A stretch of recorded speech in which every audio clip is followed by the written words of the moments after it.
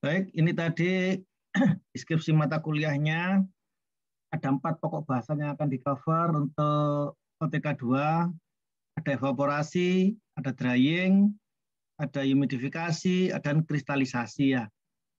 Kemudian strategi pembelajarannya nanti ada oleh pengantar, kemudian ada brainstorming, kemudian ada ujian tulis, nanti ada tambahan case study ya nanti ya.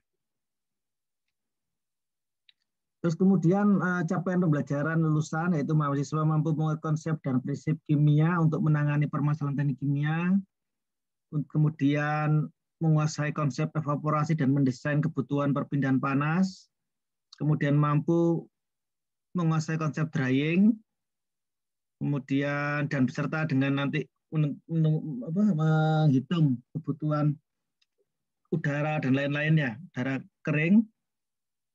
Terus kemudian konsep humidifikasi kontinu, kebutuhan tower gimana, ini nanti di cooling tower ya.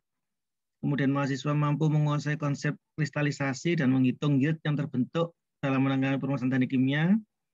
Kemudian harapannya mahasiswa mampu menyelesaikan problem unit operasi tersebut yang ada di dalam permasalahan di teknik kimia. Tadi materinya sudah, ada evaporator, ada drying, humidifikasi, ada kristalisasi. Ini adalah buku referen yang bisa saudara gunakan. Saudara bisa menggunakan bukunya Jean Koplis, kemudian saudara bisa menggunakan McCabe, ada Carlson ya. Ini bisa saudara cari di perpus, ada e-books-nya ya. Untuk kuis penilaiannya ya. Jadi nanti harapannya ini ada 3 kali, 5 kali penilaian, yaitu ada kuis 1 itu bahasanya evaporator, kemudian kuis 2 adalah drying, kuis 3 humidifikasi, kemudian EAS nanti semua materi, kemudian termasuk kristalisasi ya nanti. Mungkin nanti soalnya lebih banyak di kristalisasi, kemudian ada tugas 10%. Ini kontrak kuliahnya, jadi nanti ada 3 kali kuis ya. Nanti kita bisa diskusikan lebih lanjut. Kemudian ini adalah introduction-nya. Saya rasa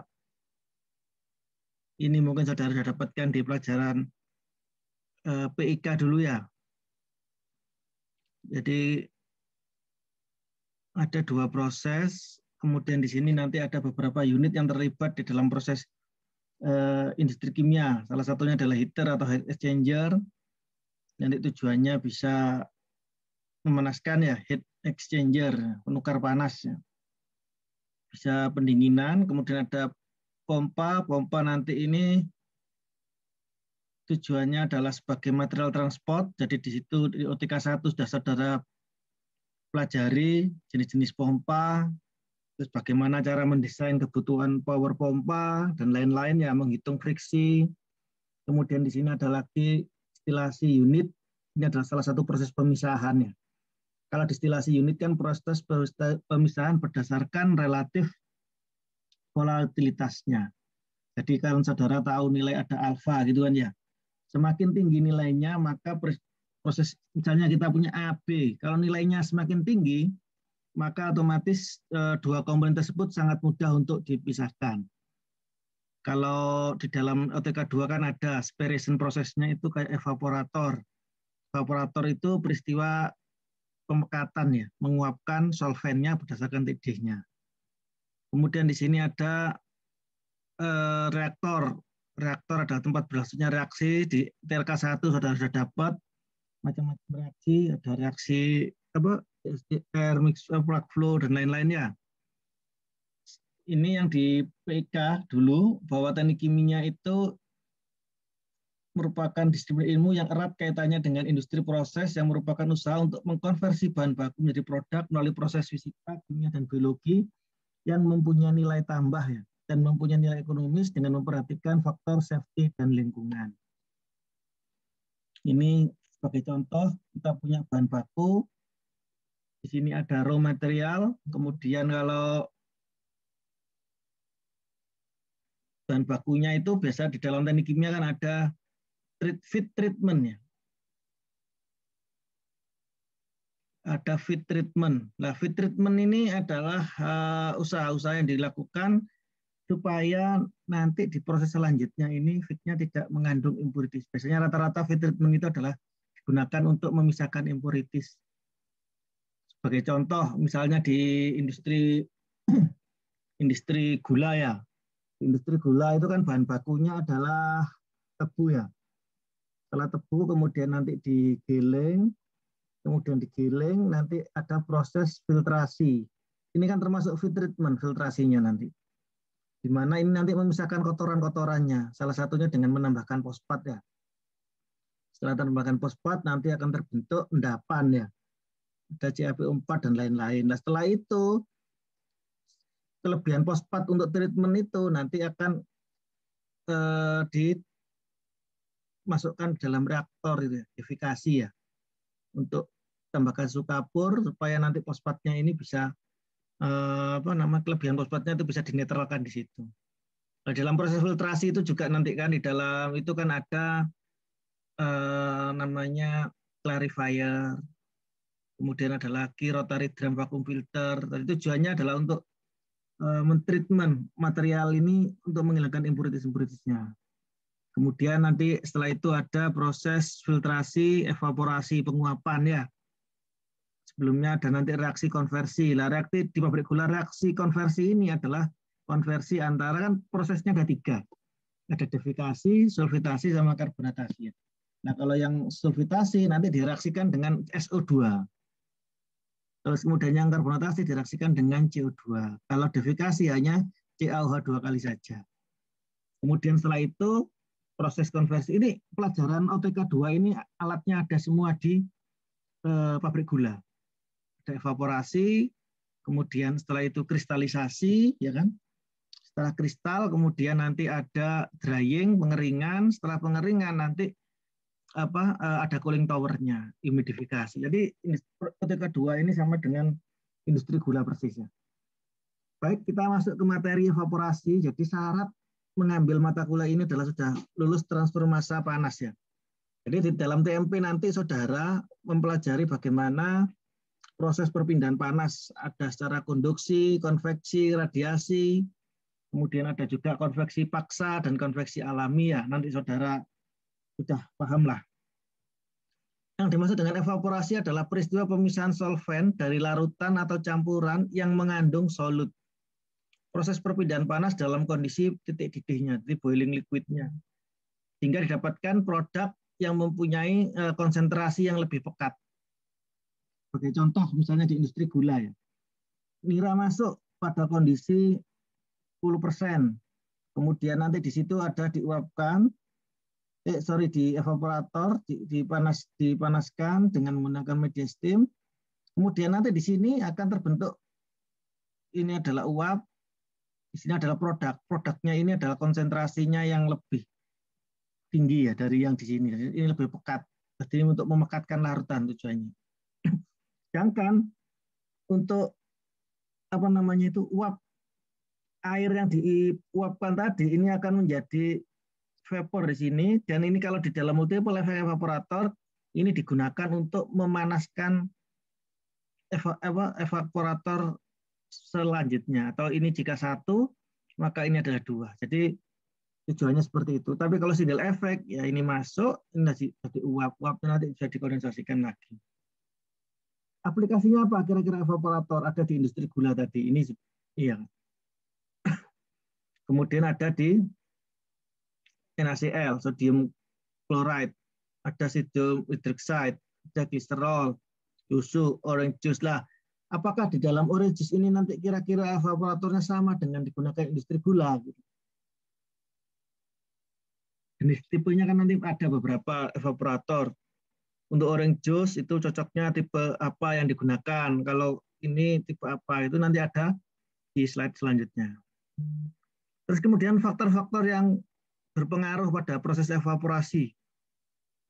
Pertama adalah konsentrasi larutan, yaitu properti fisik dan kimia larutan dipengaruhi oleh konsentrasi, kemudian koefisien perpindahan panas dipengaruhi oleh properti larutan seperti viskositas, densitas, dan lain-lain, dan kemudian nanti bisa menentukan jenis evaporatornya. Jadi Sebagai contoh seperti ini ya. Ketika kita punya feed, kemudian dievaporasikan,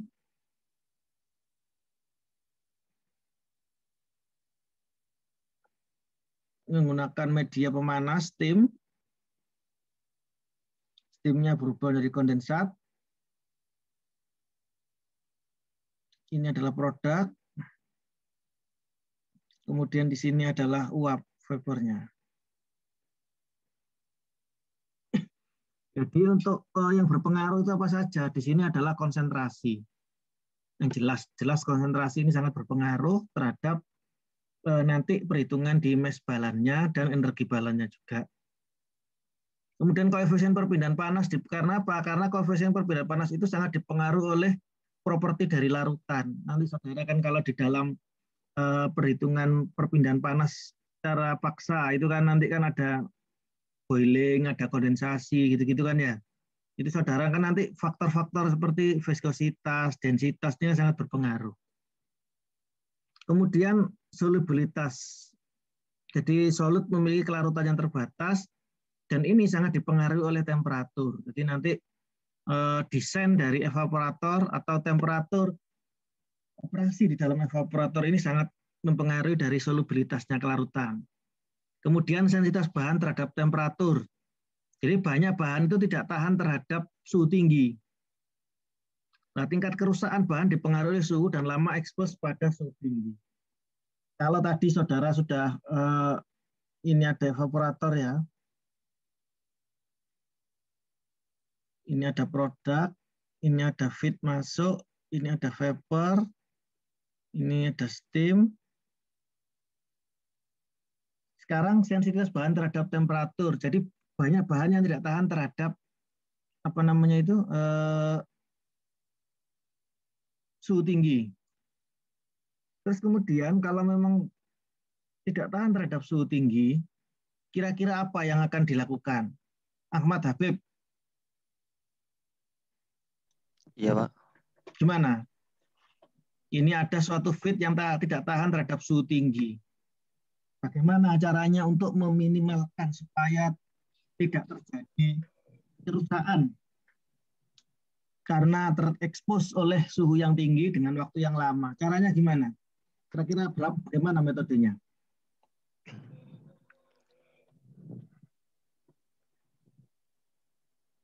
Supaya bahannya itu tidak terekspos gitu ya. Ini untuk bahan yang fitnya itu, Pak, berarti yang. Jadi ini kan faktor yang berpengaruh adalah sensitivitas bahan terhadap temperatur. Ketika kita punya feed, kemudian dievaporasikan pada suhu tinggi, maka otomatis bahan itu akan terdegradasi atau terdekomposisi. Seperti pabrik gula, itu kan nanti kalau suhunya terlalu tinggi kan terjadi gula inversi, gitu kan ya, inversi gula, gitu kan ya. Nah itu bagaimana caranya supaya suhu operasinya tidak terlalu tinggi, gimana caranya? Oh, kalau di industri gula biasanya itu, Pak, diturunkan apa lajunya atau apa steamnya itu dibagi ke apa evaporator yang lain tuh, Pak. Jadi suhunya biar tidak terlalu tinggi. Nah kalau feednya laju diturunkan kan nggak pengaruh terhadap temperatur di dalam. Kalau steamnya dibagi, katakanlah ini steam yang digunakan, katakanlah suhunya 140 derajat Celcius. Ini kalau dibagi misalnya ke steam yang lain, berarti kan suhu di sini sama suhu di sini kan sama, 140 juga.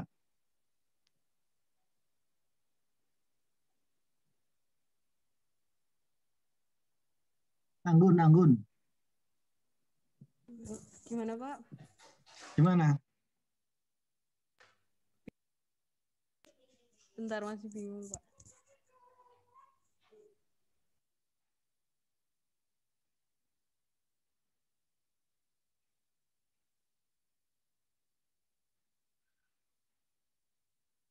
Anggun? Iya, Pak. Gimana, Pak? Gimana menurut pendapat saudara? Itu, Pak, suhunya diturunkan.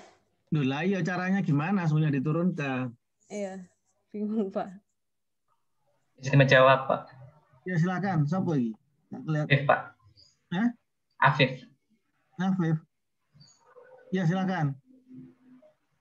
Itu supaya ini kan mau diuapkan ya Pak. Jadi tekanannya dinaikkan supaya titik uapnya turun Pak. Tekanannya dinaikkan supaya turun. Kok bisa tekanan naik, temperaturnya, boiling point-nya turun?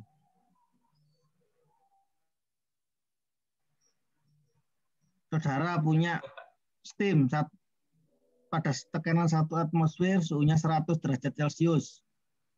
Kalau tekanannya ini pada misalnya 2 atm, kira-kira berapa titiknya? Kalau air ya, air pada tekanan 1 atmosfer, boiling point-nya 100 derajat. Ketika tekanannya saudara naikkan menjadi 2 atmosfer, berarti gimana? Suhunya sama 100, lebih dari 100, atau kurang dari 100 PD-nya? Kurang dari 100 Pak. Kurang dari 100. Kok bisa kurang dari 100?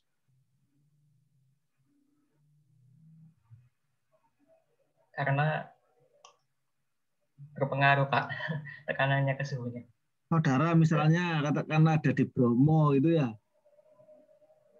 Ya, sama di Surabaya gitu, kira-kira pengaruh nggak itu ya? pengaruh Pak. Didihnya gimana? Lebih rendah yang di Bromo Pak. Lebih rendah di Bromo. Kenapa kalau lebih rendah di Bromo? Karena tekanannya di Bromo lebih tinggi Pak.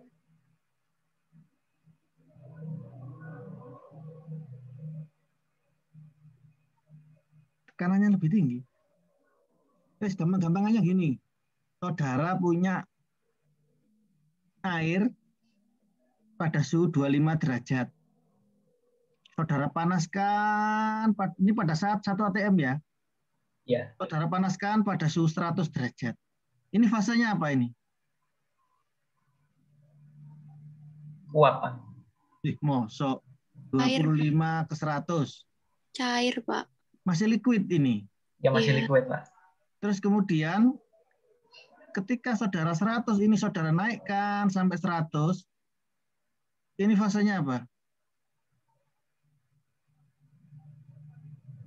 Uap Pak. Maksudnya uap. Iya. 100 saudara naikkan sampai suhunya 500. Fasenya apa ini? Uap Pak. Vapor juga. Terus ini apa ini? Kalau saudara melihat integrasi 100 meter pada suhu 100, ini berarti ini apa ini? Panas laten Pak. Panas laten ya? Iya. Sebentar ya. Ini kok ada telepon ya. Sebentar.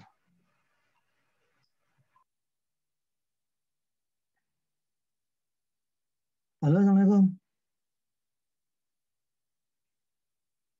Halo? Halo? Bentar.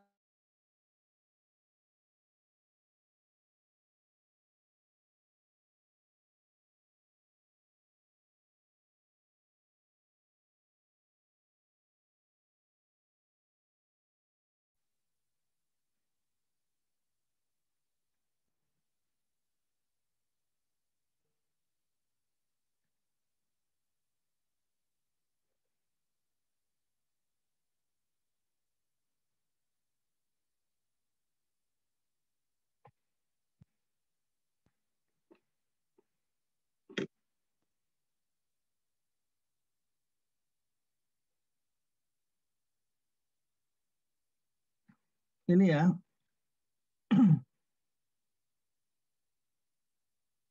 Tadi kan katakanlah 25, 100, 100, ini adalah 1 atm ya. 25, 100, 100, ini 500. Yang disebut saturated steam itu yang mana nanti?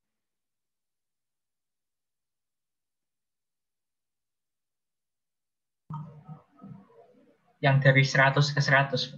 100 yang 100 ini adalah saturated steam ya. Di sini nanti ada keseimbangan antara fase, kan di sini kan ada ya. Nanti saudara memanfaatkan apa di sini? Latent heat ya.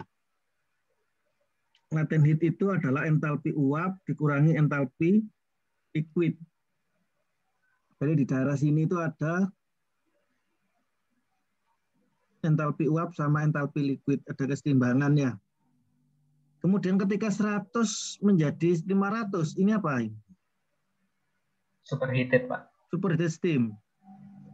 Superheated steam itu adalah ketika tekanannya 1 atmosfer, suhunya adalah lebih dari 100 derajat, ya kan? Iya, Pak. Kalau tekanannya ini misalnya 1 atm, suhunya kurang dari 100 derajat, berarti fasenya apa?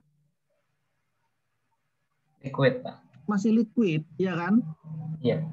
Ya, saudara tadi mengatakan tekanannya dinaikkan, suhunya turun, ya kan?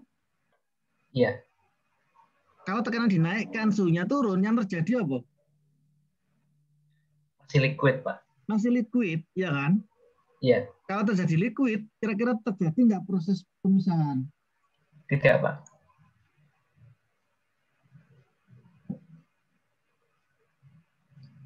Tidak. Sehingga apa?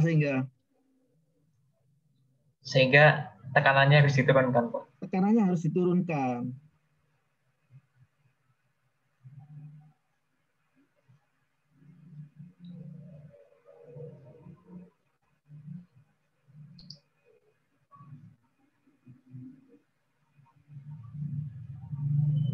Kalau tekanannya diturunkan, berarti titik didihnya gimana nanti? Turun juga, Pak. Titik-titiknya turun, Pak.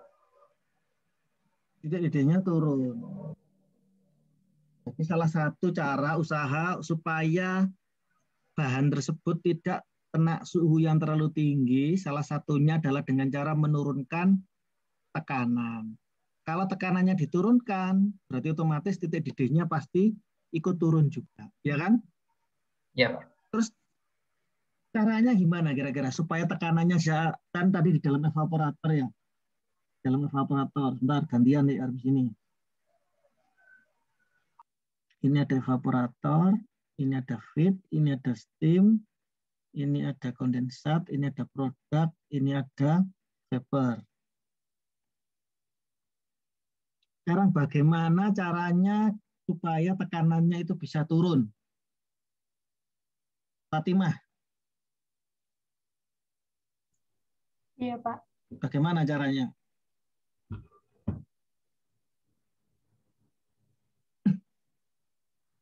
Supaya tekanannya bisa turun.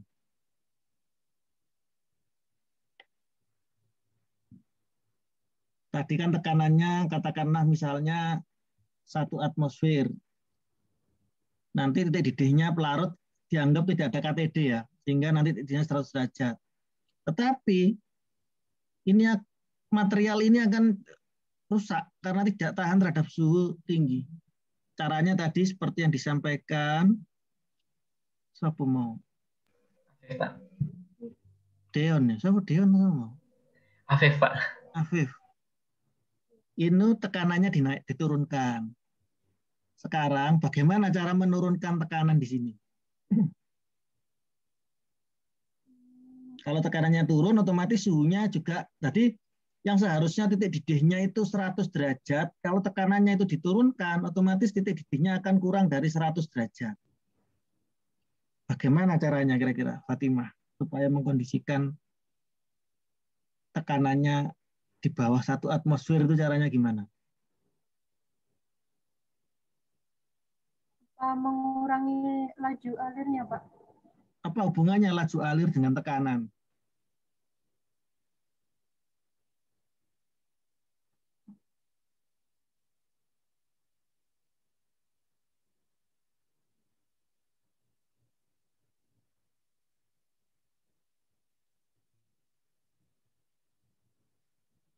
Apa laju alir? Laju alir rendah sama jalur tinggi apakah berpengaruh terhadap tekanan?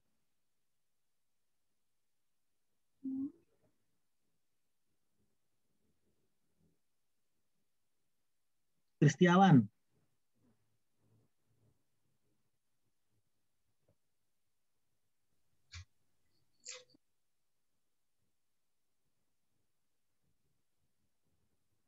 Halo, Chris.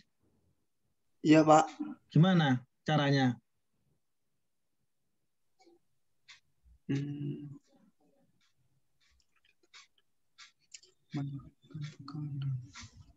Sebentar. Ini kalau saya lihat ini banyak teman-teman RPL di sini ya.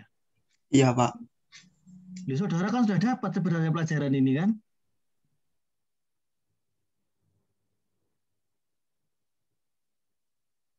Mega.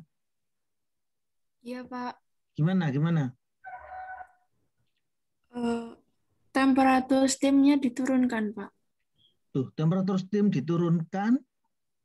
Apakah kanan di dalam sini itu akan turun?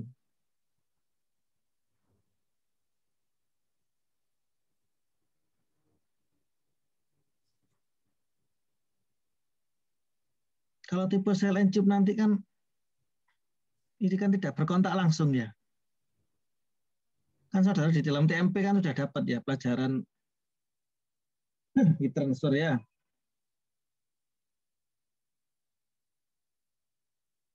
Hasira. Iya, Pak. Gimana saudara, menurut saudara?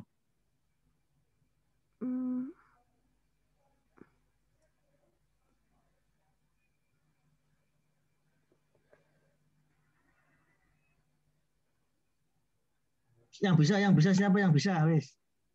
Kalau dipasang kompresor gimana, Pak? Dipasang kompresor tujuannya apa? Untuk menurunkan tekanan, Pak. Mosok kompresor menurunkan tekanan. Saudara nambal ban itu, apa ngompak ban, itu pakai apa itu? Tekanannya jadi naik apa jadi turun kompresor? Naik, Pak. Jadi naik. Kalau kompresor. kompresor. Kompresor kan tekanannya jadi naik. Kompres tekanannya. Di vakum, Pak. Di pompa vakum. Ya. Caranya gimana pompa vakum? Pakai blower, Pak. Tuh, blower pakai vakum. Masuk blower itu bisa memvakumkan. Blower kan termasuk alat transportasi gas ya.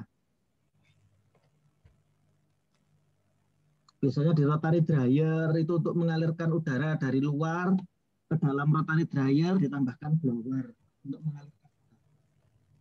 Perbedaan tekanannya tidak terlalu tinggi jika dibandingkan dengan kompresor. Pakai apa kira-kira supaya tekanannya di dalam bisa vakum?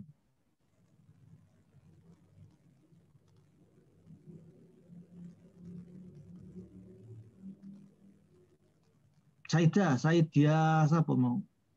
Alwi. Iya, Pak. Bagaimana?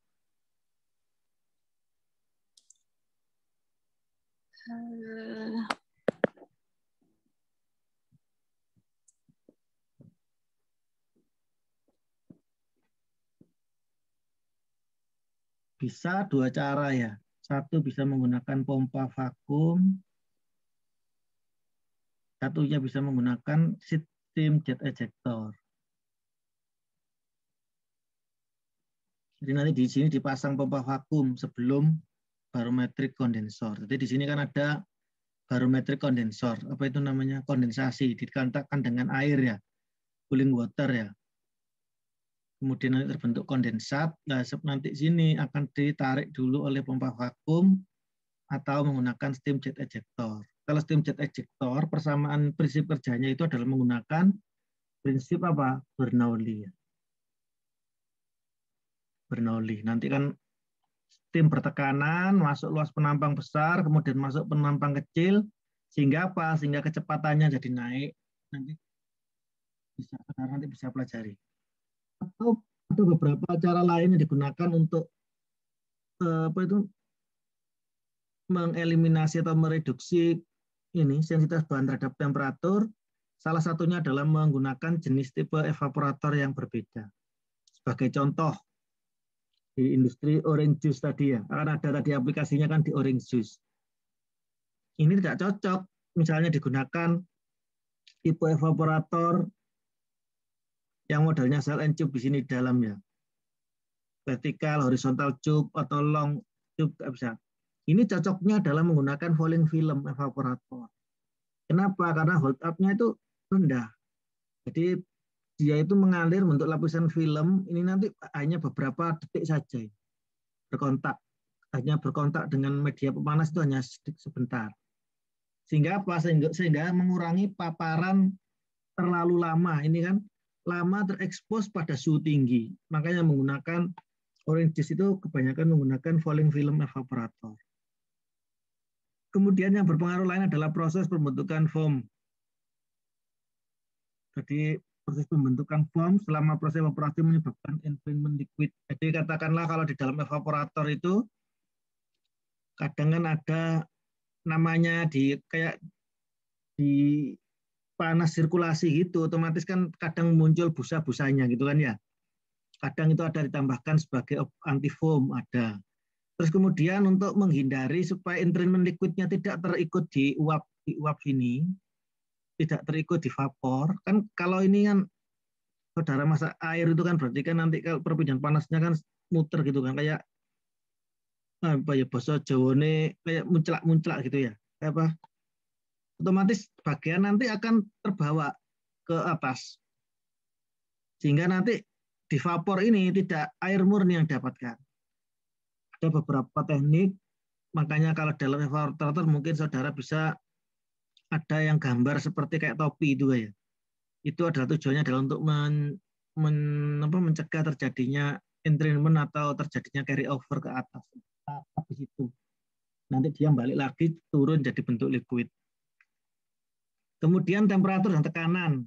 Fenomena di lautan dengan perubahan konsentrasi selama proses evaporasi. Jadi tadi yang berpengaruh temperatur feednya berapa berpengaruh, temperatur steamnya berpengaruh, temperatur operasi di dalamnya juga sangat berpengaruh. Jadi nanti faktor-faktor yang ini temperatur dan tekanan ini ya.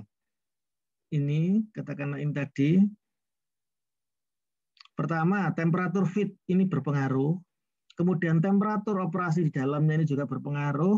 Kemudian temperatur steam di sini juga berpengaruh.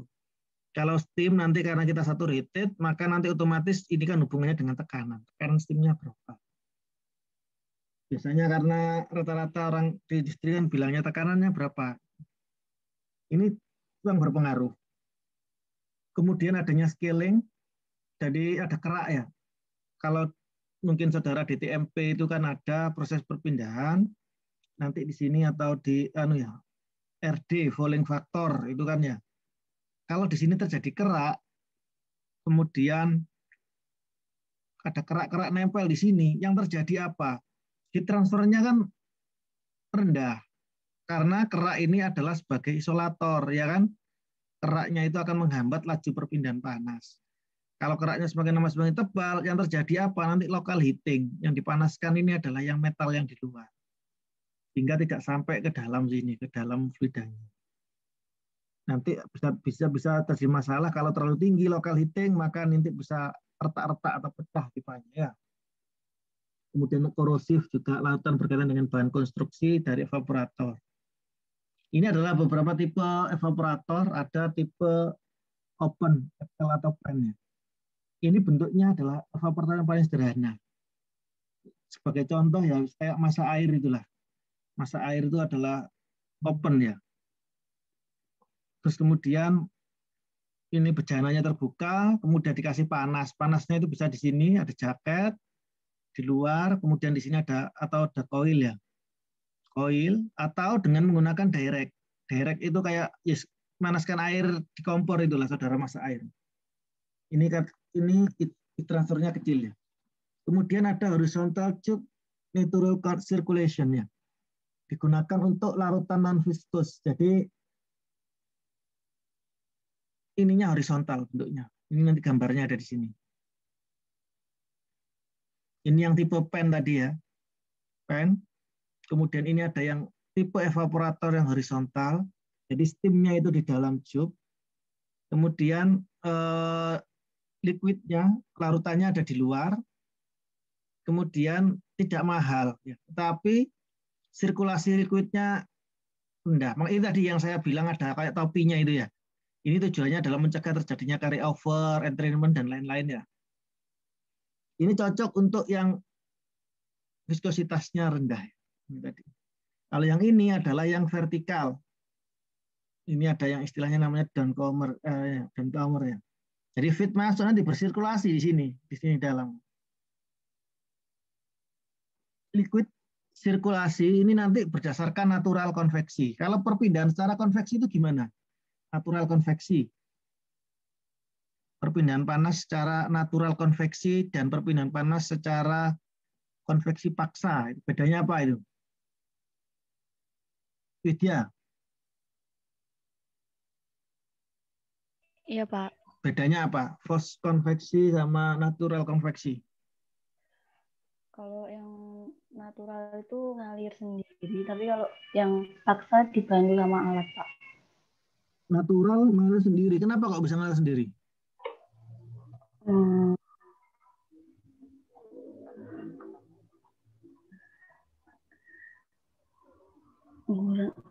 Apa gimana ya, Pak? Kan barusan ngambil TMP kan? Iya, Pak. Nah ya makanya masa sudah hilang. Tommy. Iya, Pak. Gimana bedanya natural sama forced konveksi? Kalau yang natural itu perbedaan massa jenis, Pak. Perbedaan densitas. Iya. Makanya di dalam natural konveksi itu ada istilah namanya beta. Apa beta itu, Tommy? Karena densitasnya berubah, maka ada mempengaruhi ini ya, beta ini ya. Nanti kan seperti gitu kan ya. Apa beta ini, Tommy? Kalau dia densitasnya berubah, berarti apa yang berubah?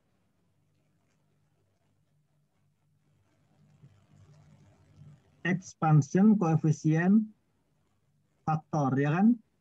Berubah. Itu karena perubahan densitas ya. Jadi densitasnya berubah. Kalau yang di forced konveksi tidak, karena dibantu dengan apa namanya itu? Kok nggak mau? Dibantu dengan pompa dan lain-lain ya. Sebentar. Nggak mau pindah ini.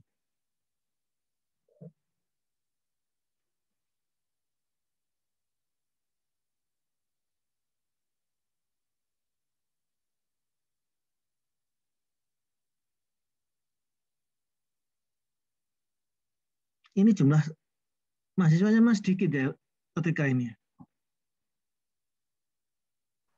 Ya, Pak.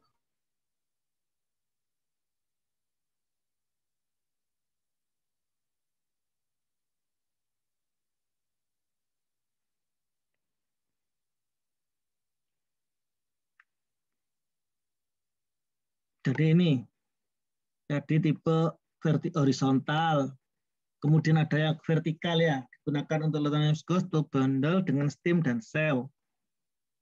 Aplikasinya untuk gula, garam gitu ya, vertikal. Ada nama lagi long tube vertical evaporator. Ini panjang tube-nya aja 3-10 meter ya. Jadi faktor yang terbentuk dalam tube memberikan efek pumping sehingga meningkatkan koefisien perbedaan panas konveksinya ya. Untuk kasus rasio F per V rendah dilakukan natural circulation dengan memasang pipa menghubungkan output produk dengan feed line-nya.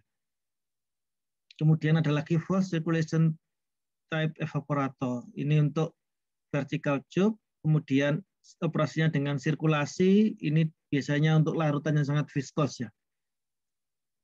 Dipasang tambahan pompa. Ini tipe falling film. Mengalir berbentuk aliran film pada dinding tube. Uap liquid dipisahkan pada bottom evaporator. Operasinya untuk material yang sensitif terhadap suhu tinggi dengan hold up time-nya itu 5-10 second ya. Di mana hanya cukup tinggi aplikasinya tadi untuk pouring juice dan lain-lainnya. Ini tadi gambarnya untuk vertikal. Di ini ada istilahnya downcomer ya. Kemudian untuk evaporator tipe yang long tube vertical evaporator, jadi nanti liquidnya dalam tube, steamnya di luar, sirkulasi. Kemudian yang ini yang forced sirkulasi, jadi tambahkan pompa di sini. Ada penambahan pompa untuk sirkulasi. Ini cocok untuk larutannya sangat viskos ya. Jadi liquid baik forced konveksi. Kemudian ini juga ada tipe-tipe evaporator yang lain yang tadi ditambahkan. Kemudian ini contohnya sudah. Ini adalah desain kriterianya.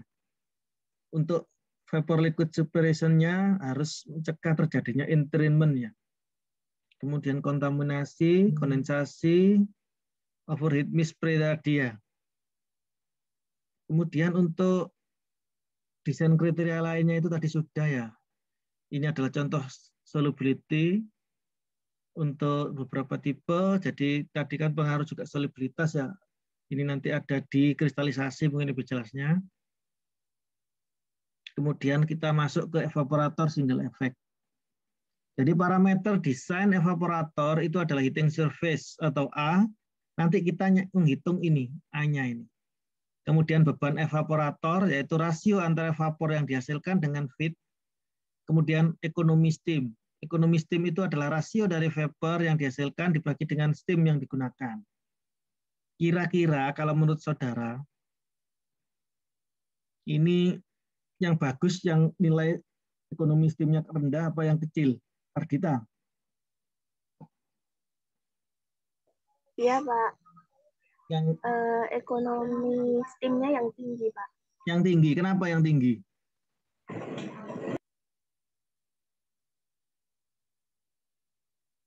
Kenapa kok tinggi bagus?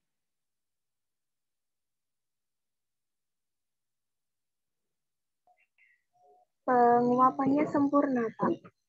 Penguapannya sempurna. Mega Putri. Ini kelas ini tuh Ya, Pak. Gimana? Yang tinggi, Pak. Soalnya lebih bagus, Pak. Ya kenapa kalau bagus?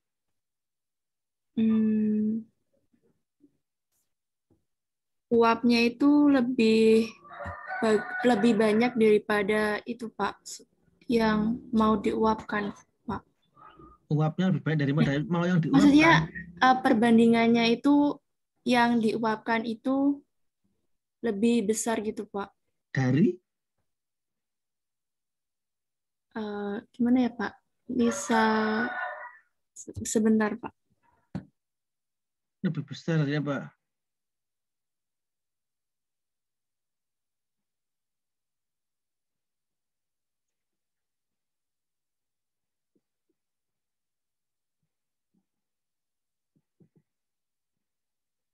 Habib, Ahmad Habib. Iya, Pak. Gimana, Habib? Oh, ini yang dimaksud itu yang tinggi, Pak. Jadi apa? Untuk feed yang diuapkan itu semakin tinggi, tapi steamnya yang digunakan itu semakin sedikit, sehingga ekonomi steamnya ini yang paling bagus itu, Pak. Karena, saudara katakanlah bisa membutuhkan 1 kg steam, saudara bisa menghasilkan misalnya 5 kg uap, ini kan sangat bagus ya. Kenapa? Karena rasio V per S-nya tinggi. Tetapi secara teoretikal biasanya 1 kg steam itu akan menghasilkan 1 kg uap, ya kan? 1 kg steam itu akan menguapkan 1 kg uap. Nah, bagaimana supaya steam ekonominya itu bisa tinggi? Katanya saudara tadi, steam ekonominya tinggi akan bagus gitu. Terus gimana caranya? Kalau menurut teorinya kan 1 kg steam itu kan menguapkan 1 kg uap. Gimana, Beb? Kalau misal untuk agar tinggi itu, agar efisien itu menggunakan apa? Double efek evaporator itu, Pak. Jadi steamnya itu digunakan kembali gitu, Pak. Nah, salah satu caranya adalah dengan menggunakan multiple effect evaporator ya. Jadi kalau misalnya ini evaporator 1, 2, katakanlah misalnya 3 ya. Berarti ini kan nanti kan ada uap kan, ada V1 digunakan untuk memanas, ini V2, ini ada V3 kan ya. Katakanlah ini kita menggunakan steam 1 kilo, berarti kan ini teoritisnya di sini 1 kilogram, 1 kilogram, 1 kilogram. Berarti 1 kilogram steam akan menguapkan 3 kilogram uap, ya kan? Sehingga steam ekonominya 3:1. Kenapa? Karena steam yang digunakan hanya 1 kali saja di efek pertama saja ya. Kemudian desain evaporator didasarkan pada konsep koefisien perpindahan panas of flow, yaitu V sama dengan UA TS WT. Ini saudara sudah dapat di MT. Ini heat transfernya, jadi nanti di situ ada hot fluid atau steam, kemudian ini adalah liquidnya, kontak, kemudian terjadi ini naik ke atas gitu ya. Jadi di sini ada perbedaan parameter yang sangat berpengaruh, yaitu viskositasnya di sini, kemudian densitas, properti-properti yang ada di sini sangat berpengaruh terhadap laju penguapannya. Ini untuk heat transfer long tube.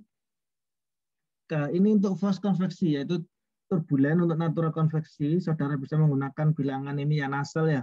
Nusselt number itu kan tergantung nanti alirannya laminer apa alirannya turbulen, di mana viskositas B ini adalah bulknya, kemudian W ini adalah hole-nya. Kalau saudara lihat di buku yang Jenkoplis kemarin, untuk menghitung properti itu adalah saudara menggunakan pada saat suhu film ya, yaitu suhu rata-rata antara Tbag dan DW-nya. Kemudian untuk single effect evaporator, panas laten kondensasi ditransfer melalui heating surface ke uap air. Ada dua neraca, yaitu entalpi untuk steam dan neraca entalpi untuk vapornya. Ini adalah contoh untuk flow sheet operasi single effect evaporator pada skema berikut. Kita punya feed masuk pada kondisi F, kemudian TF, ada XF, ada HF, kemudian nanti dikondensasi, menghasilkan, kemudian ini diuapkan dengan menggunakan steam S pada suhu TS, HS, kemudian di sini kondensat S, TS, dan HS. Anggun. Iya, ini Pak. kenapa di sini TS di sini, di steam sini sama dengan TS yang ada di sini?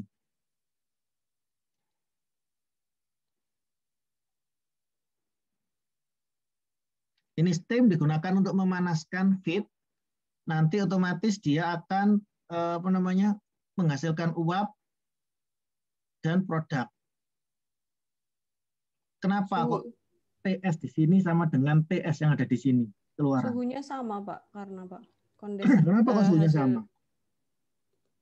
Kondensatnya, Pak. Suhunya kenapa kok bisa sama?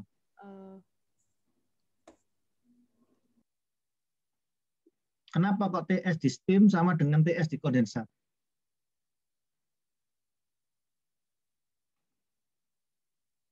Ardita. Iya, Pak. Kenapa?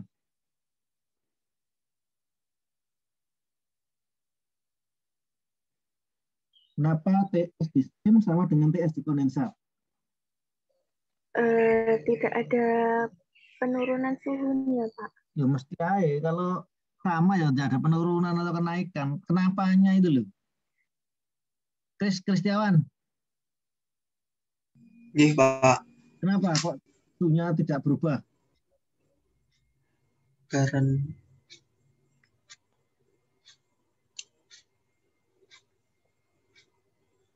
Karena lajunya tetap, Pak. Loh, lajunya tetap, hubungannya dengan suhu gimana? Ini kan steam digunakan untuk memanaskan kan feed. Kenapa kok dia nggak suhunya nggak berubah?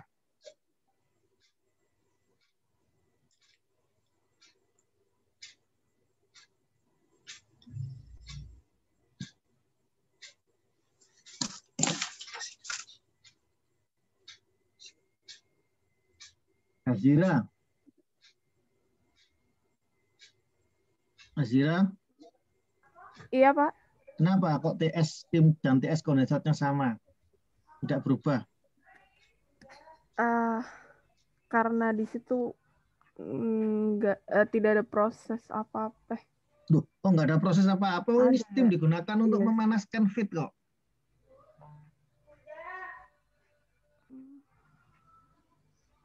Steam masuk, ini ada feed. Sehingga ini katakanlah suhunya masuk 30, maka di dalam sini nanti katakanlah 1 atmosfer, berarti dia suhunya 100. 100, suhu steamnya di sini katakanlah misalnya 130 misalnya. Sehingga airnya nanti bisa diuapkan. Airnya naik ke atas, menghasilkan vapor. Ini menghasilkan produk. Kenapa? Suhu TS di sini sama dengan suhu TS di sini.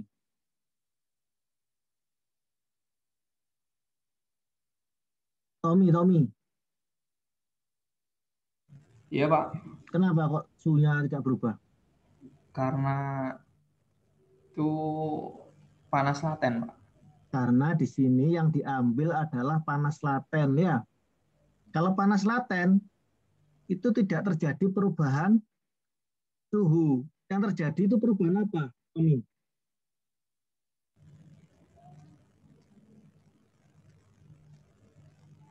Suhunya nggak berubah. Yang berubah apanya, Tommy? Fasenya, Pak.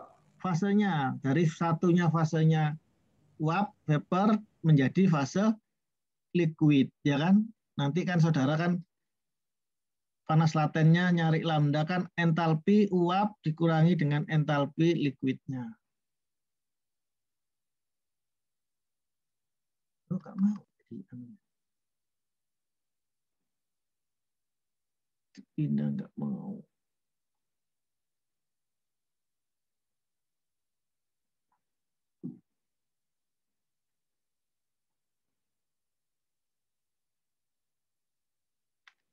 Jadi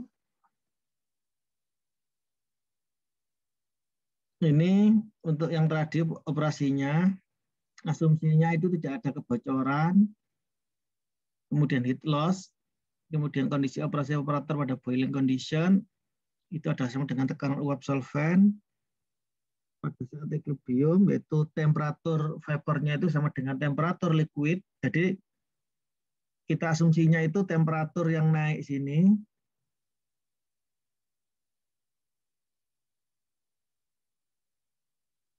jadi temperatur di dalam, katakan di dalam misalnya temperaturnya 100 derajat, maka kita asumsikan suhu yang atas ini 100 derajat, yang bawah juga 100 derajat Celcius.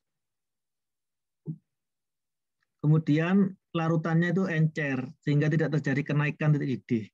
Di larutannya di dalam ini adalah encer, sehingga tidak terjadi kenaikan titik didih. Apa yang dimaksud kenaikan titik didih itu?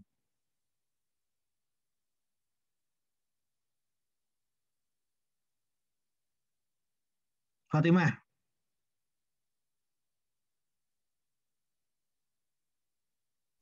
Iya, Pak. Apa yang dimaksud dengan kenaikan titik didih? Tadi diasumsikan bahwa larutannya encer sehingga tidak ada kenaikan titik didih. Apa maksudnya kenaikan titik didih itu apa?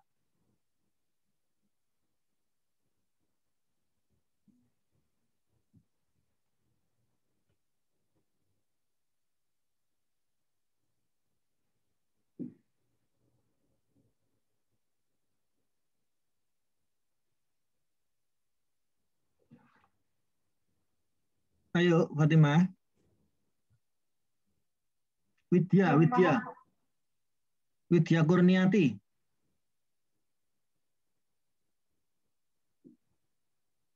Ini karena jumlahnya sangat sedikit ya, 14 orang ini. Maka saya selalu acak memanggil saudara. Jadi saudara harus siap.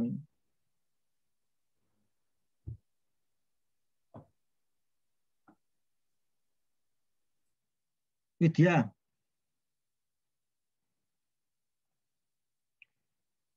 Halo Widya. Tidur ya? Maaf Pak, Mbak Widya ke kamar mandi. Di chat bilang izin ke kamar mandi.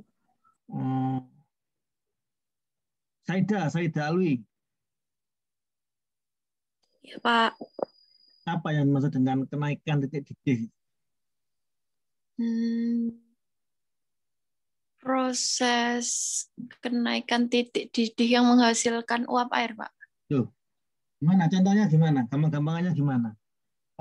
Kapan itu ada kenaikan titik didih, kapan tidak ada kenaikan titik didih? Tapi dijelaskan di slide ini.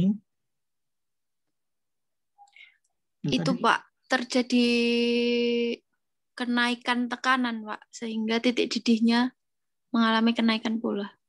Tadi kan dijelaskan bahwa larutannya diasumsikan encer sehingga tidak terjadi kenaikan titik didih. Kalau larutannya encer, saya kasih clue-nya ya. Kalau larutannya encer, berarti sifat-sifat propertinya itu mendekati sifat propertinya siapa?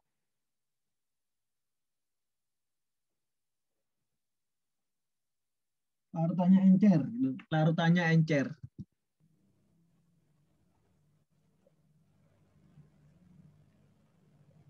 Larutannya encer berarti gimana?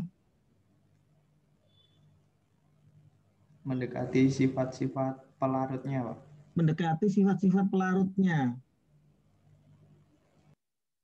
Kalau mendekati sifat-sifat pelarutnya, berarti otomatis propertinya adalah properti sama dengan solvennya, ya kan? Itu Iya, Pak. tadi diasumsikan tidak ada terjadi kenaikan titik. Sebagai contoh, larutannya encer. Pada tekanan 1 atmosfer, maka propertinya itu adalah mendekati properti dari titiknya. Sehingga apa? Pada saat 1 atmosfer, otomatis apa? Pada saat P1 atm, otomatis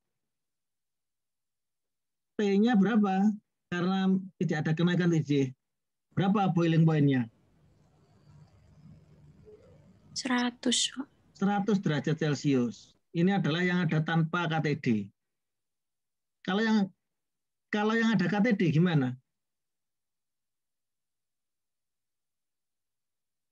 Ini untuk larutan yang encer.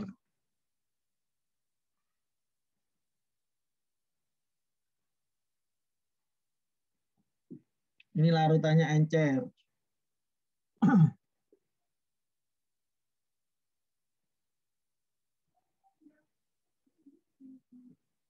Larutannya encer. Berarti gimana?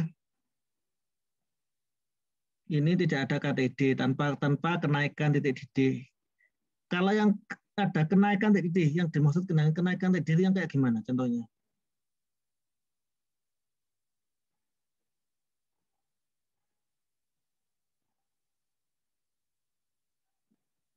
Gimana yang kenaikan titik didih? Terjadi kenaikan konsentrasi, Pak. Maksudnya konsentrasinya naik terus hubungannya apa? Konsentrasinya naik, jadi titik didihnya juga naik, Pak. Terus yang dimaksud dengan kenaikan titik didihnya itu yang mana? Sebagai contoh gini ya, saudara punya NaCl atau NaOH. Ketika ini dianggap sebagai konsentrasinya 0,01, ini kita anggap sebagai larutan encer. Kalau larutan encer, maka sifat-sifat properti dari NaOH 0,1 ini mengikuti sifat propertinya siapa?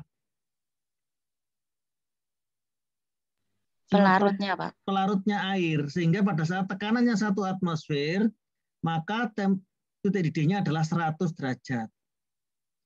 Kemudian ketika kita punya NaOH 30%, kira-kira titik didih pelarutnya ini gimana? Sama dengan 100, kurang dari 100, atau lebih dari 100? Lebih dari 100, Pak. Lebih dari 100. Karena di sini NaOH-nya 30% konsentrasinya. Jadi harusnya, apa namanya? Kok gini?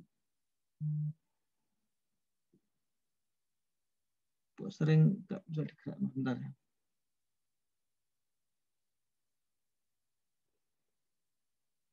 Jadi ketika saudara tadi mempunyai NaOH 30%, maka otomatis titik didihnya itu adalah lebih besar dari 100.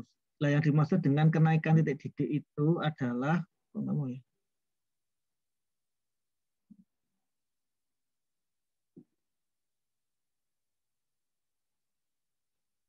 berarti kenaikan titik didih yang dimaksud dengan kenaikan titik didih itu adalah NaOH 30%. Nanti ini contoh ya, saya itu ada di buku Jean Koplis ya, di Daring Land itu ya.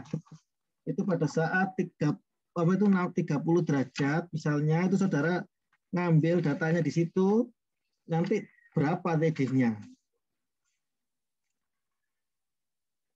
Jadi pada saat NaOH 30%, tekanannya 1 atmosfer, maka nanti saudara bisa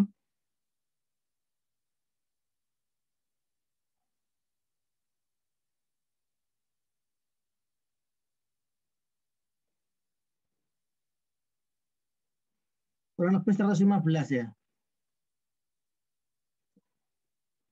Kemudian titik didih air pada 1 atm kan 100 derajat.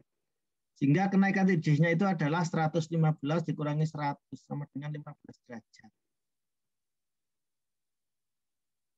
Ini untuk neraca masanya. Jadi kan tadi kan kita punya seperti ini kan ya. Ini ada feed, ini ada produk, ini ada vapor, ini ada steam, ini ada kondensat. Kalau kita ninjau sistemnya adalah seperti ini, maka untuk neraca massa F ditambah dengan steam sama dengan produk ditambah dengan vapor ditambah dengan kondensat. Kemudian S ini sama C sama nggak kira-kira? S sama C sama nggak? Halo? Sama, Pak. Sama. S, C-nya sama. Karena apa? Steam yang digunakan sama dengan laju kondensat yang digunakan. Kan laju kan ini kan ya. Sehingga persamaannya adalah F sama dengan P dikalikan dengan ditambah dengan vapornya. Ini neraca massa komponen total. Overall. Sedangkan neraca massa komponennya apa? F. F ini punya fraksi XF. Produknya ingin dipekatkan sampai pada kondisi XP atau XL ya. Oh ini L aja lah konotasinya bersama XL. Hingga nanti neraca massa komponennya adalah F dikalikan dengan XF sama dengan vapor dikalikan dengan fraksinya ditambah dengan L dikalikan dengan XL. Karena kita mengasumsikan bahwa yang di V ini adalah hanya uap air saja, sehingga ini fraksi yang ada di sini kan nggak ada, 0 ini nilainya. Karena kita mengasumsikan ini air, karena ini adalah neraca komponen solid temperatur larut ya. Sehingga persamaannya adalah F dikalikan XF sama dengan L dikalikan dengan XL. Kemudian neraca energinya, tadi ini asumsinya steam, kemudian di sini ada tadi, ini adalah steam, ini kondensat, ini tadi L, ini F, ini V ya. Berarti kan kalau sistemnya kita tinjau seperti ini, masuknya apa yang masuk? Yang masuk adalah F. Dikalikan dengan entalpi pada kondisi F. F ini fasenya apa? Liquid apa vapor?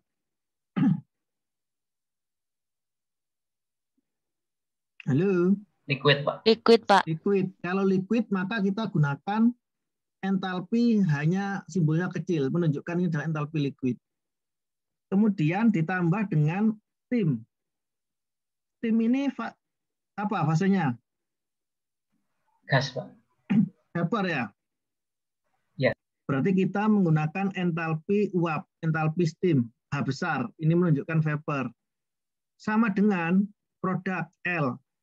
L dikalikan dengan entalpi liquid L ditambah dengan P, vapor. Vapor dikalikan dengan entalpi uapnya.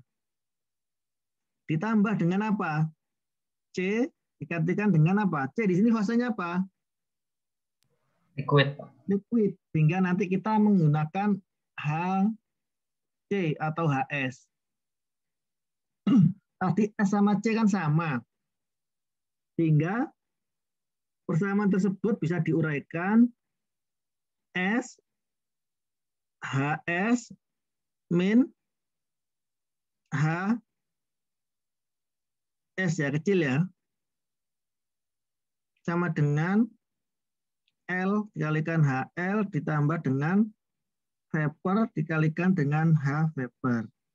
Nah ini entalpi steam uap dikurangi entalpi steam liquid itu adalah sama dengan apa? Panas laten. Ya. Nilai ini itu sama dengan latent heat atau lambda ya. Sehingga persamaannya ini akan menjadi apa?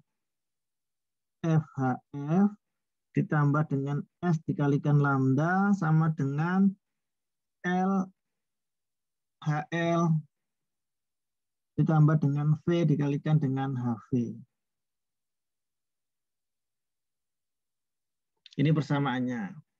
Untuk panas yang ditransfer, itu menghitung A-nya, Q itu adalah S dikalikan lambda S, atau SHS min HS ya. Ini tadi kan entalpinya vapor, ini liquidnya ya.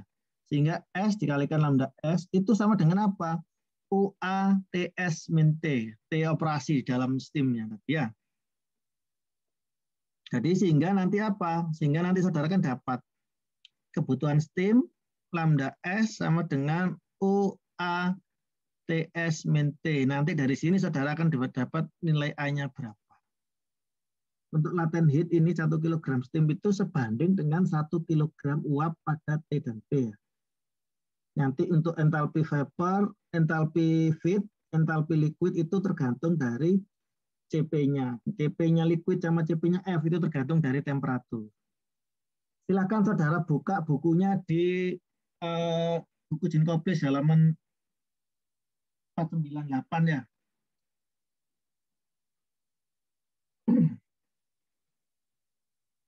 Di situ ada suatu single effect. Bentar, jam berapa?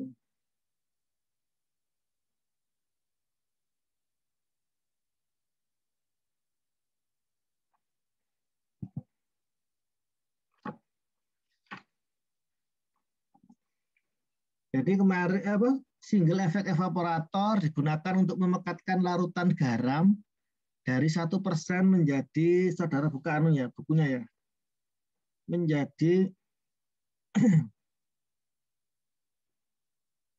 ini. Ada suatu single effect evaporator konsentrasi dengan laju 9072. Jadi laju feednya itu 9072 kg per jam. Konsentrasinya 1%, berarti 0,01, masuk pada suhu 311 Kelvin ke 1,5% atau 0,0051 liquid. Kemudian tekanan di evaporator itu, tekanan uap di evaporator adalah 1 atm. Jadi tekanannya di sini 1 atm. Kalau di sini tekanan 1 atm, berarti suhunya di sini adalah 100 derajat Celcius. Karena tidak ada kenaikan KTD ya. Steam yang digunakan adalah saturated steam dengan tekanan 143,3 kPa. Kemudian nilai overall koefisiennya 1704. Hitunglah jumlah uap dan produk liquid. Kemudian berapa A yang dibutuhkan. Diasumsikan tadi kan larutannya encer sehingga tidak ada kenaikan TD. Jadi langkah pertama tadi kan kita harus membuat ini sistemnya seperti ini. Kemudian kita membuat mesh balannya. Mesh balan yang pertama itu adalah total ya. F ditambah dengan steam sama dengan liquid produk ditambah dengan vapor ditambah dengan kondensat. Ini kan hilang tadi kan. Sehingga F itu sama dengan L ditambah dengan V. F-nya itu 9072, L-nya tidak ketahui, V-nya tidak ketahui. Sama 1. Sehingga kita menggunakan raca massa komponen. Raca massa komponen F dikalikan dengan XF sama dengan L dikalikan dengan XL ditambah V dikalikan dengan YV. Ini tidak ada yang naik, hingga ini bisa dianggap sebagai 0. F-nya berapa? F-nya 9072. 9072. XF-nya berapa? F-nya 0,01. L-nya belum diketahui, XL-nya 0,015. Sehingga dari sini akan didapatkan nilai L-nya itu adalah 6048 kg per jam. Kalau sudah diketahui sini, ini masukkan ke persamaan 1 tadi, sehingga F itu sama dengan L plus V. Ini kan 9072 sama dengan L-nya 6048 ditambah dengan V. V-nya itu adalah ketemu 3024. Nah, sekarang kita mencari kebutuhan steamnya. Kita menggunakan energi balan. Energi balannya seperti apa? Energi balannya tadi adalah F dikalikan dengan HF ditambah dengan steam dikalikan dengan lambda steam sama dengan apa? Tadi kan sudah diturunkan ya persamaannya ya. Sehingga nanti kita langsung ini ada L, ini dikalikan dengan HL ditambah apa? V dikalikan dengan HV. Terus kemudian HF. HF itu adalah entalpi liquid feed masuk. Berarti untuk HF-nya sendiri itu adalah sama dengan apa? HF itu adalah CPF dikalikan dengan T min T referen. Berapa T referen yang digunakan? Terserah saudara. Saudara mau menggunakan 0 boleh, 25 boleh, 100 boleh, terserah saudara. Saudara mau menggunakan berapapun boleh. Kalau di sini digunakan temperaturnya itu adalah 100 derajat. Temperatur referennya itu 100 derajat. Sehingga kita mengasumsikan CPF-nya itu kan sama dengan air ya dianggap. Karena propertinya encer. T-nya masuk berapa? T-nya masuk 311 dikurangi dengan T referennya 100, 373 Kelvin. Nanti ketemu nilai HF-nya berapa. Terus nilai HL. HL-nya itu adalah apa? CPL dikalikan TL min T referen. Berapa ini nilainya?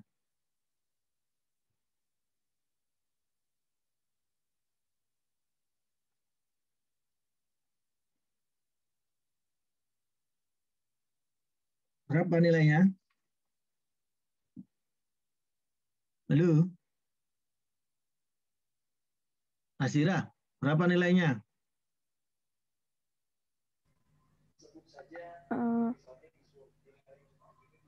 Nol. Kenapa kok 0? Soalnya TL-nya itu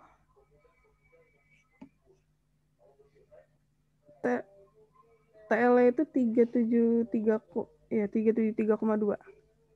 Sama Karena kayak TRF-nya. Karena TL-nya ini sama dengan T referen, sama dengan Ya. 0. Oke. Jadi nanti HL-nya 0, ini otomatis nilai ini jadi 0. Ya kan? FF-nya kan sudah ada. F-nya itu adalah 9072, HF-nya itu tadi CP 4,18 dikalikan dengan masuknya 311 min 373, ini tambah steam, lambdanya itu, ini kan tadi kan sudah tahu kita. P steamnya itu 143 ya. Bentar, saya carikan steam tabel dulu ya.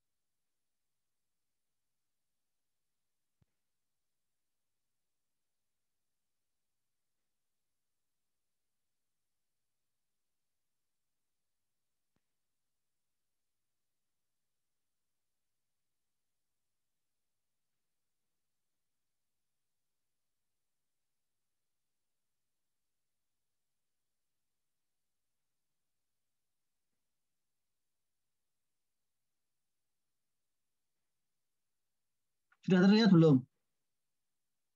Sudah, Pak. Ini adalah steam tabel ya.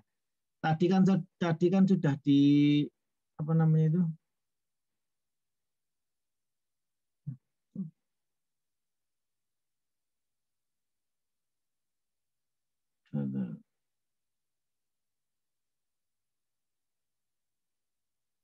Tadi kan seperti ini tadi ya sudah ya. Ini kita punya ini L, ini kita punya F, ini kita punya steam. Steamnya ya dikode zat, ini punya vapor. Tadi untuk neraca energinya, energi balannya, F dikalikan HF ditambah S dikalikan lambda sama dengan L dikalikan HL ditambah dengan V dikalikan dengan HV, ya kan? Persamaannya kan ini kan ya. Karena T referensinya tadi ini kondisinya adalah 1 atm dan 100 derajat. Berarti otomatis yang di atas ini TV-nya adalah 100 derajat. Kemudian yang di sini L-nya ini TL-nya adalah 100 derajat. Karena di sini kita menggunakan T referensinya itu 100 derajat, otomatis ini 0. Sehingga persamaannya tinggal F. F-nya itu 9072 dikalikan dengan CP, CP-nya air 4,14 dikalikan dengan TF, TF-nya 311, kemudian dikurangi T referensinya 373. Ditambah dengan steam, dikalikan dengan lambda. Berapa lambda steamnya? Bagaimana cara mencari lambda steam?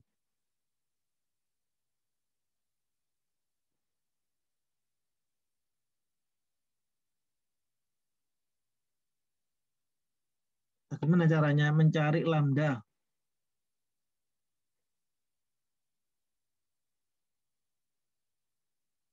Halo? Bagaimana cara mencari lambda? Ayo, jangan diam aja.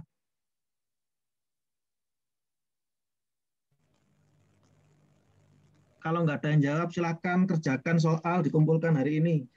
Ntar saya carikan. Kumpulkan nanti 9.30 ya. Saya anggap sudah bisa berarti ini.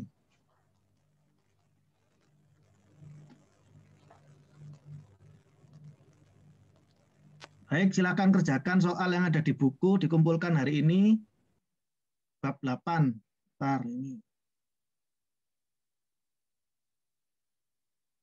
Kelihatannya sudah bisa, makanya nggak perlu saya jelaskan ya.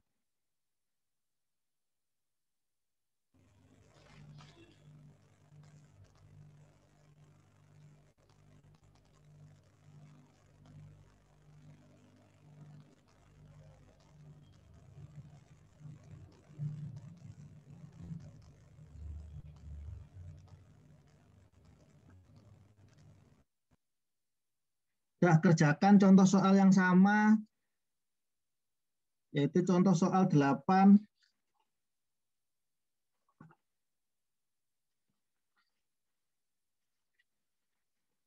Kerjakan contoh soal 8. 41, saudara gunakan T referensinya 25. Kumpulkan hari ini ya, saya setting di Classroom. Baik, terima kasih atas perhatiannya. Nanti dikumpulkan jam 9. Nanti saya setting di Classroom ya. Baik, saya akhiri. Assalamualaikum warahmatullahi wabarakatuh. Selamat pagi dan salam sejahtera. Waalaikumsalam warahmatullahi wabarakatuh. Waalaikumsalam warahmatullahi wabarakatuh.